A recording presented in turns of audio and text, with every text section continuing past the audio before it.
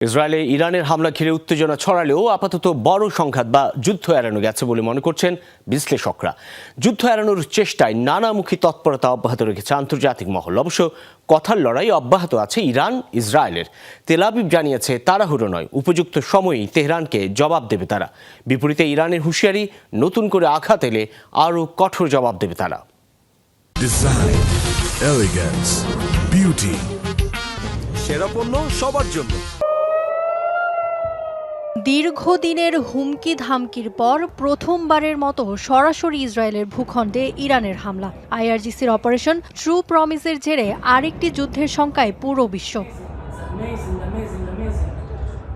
উত্তেজনা যখন তুঙ্গে, তখন পরিস্থিতি শান্ত করার চেষ্টায় বিশ্বমোড়লরা। রোববার জাতিসংঘের নিরাপত্তা পরিষদে ডাকা বিশেষ অধিবেশনেও ছিল শান্তির আহ্বান। সংঘাত এড়াতে দুপক্ষকে সংযত থাকার আহ্বান জানিয়েছে জাতিসংঘ। মধ্যপ্রাচ্যের বাসিন্দারা সত্যিকারই ধ্বংসযজ্ঞের ঝুঁকিতে। এখনই সময় উত্তেজনা কমানোর, সর্বোচ্চ ধৈর্য ও শান্ত থাকার। বিবদমান পক্ষগুলোর প্রতি বিদ্বেষপূর্ণ আচরণ বন্ধের আহ্বান জানান। অবশ্য কথার লড়াই অব্যাহত রেখেছে তেহরান তেল আবিব। ইরানি প্রেসিডেন্ট ইব্রাহিম রইসির হুঁশিয়ারি, ইসরায়েল অথবা তার মিত্ররা কোনো আগ্রাসী আচরণ করলে আরও বড় পদক্ষেপ নেবে তেহরান। ইসরায়েল জানিয়েছে এখনই পাল্টা হামলার পরিকল্পনা নেই তাদের, তবে তেহরান সঠিক সময়ে জবাব পাবে বলেও সতর্ক করেছে তারা। ইরানের হুমকির মুখে আন্তর্জাতিক জোট গঠন করব আমরা। উপযুক্ত সময়ে সঠিক মূল্য চুকাতে হবে তাদের।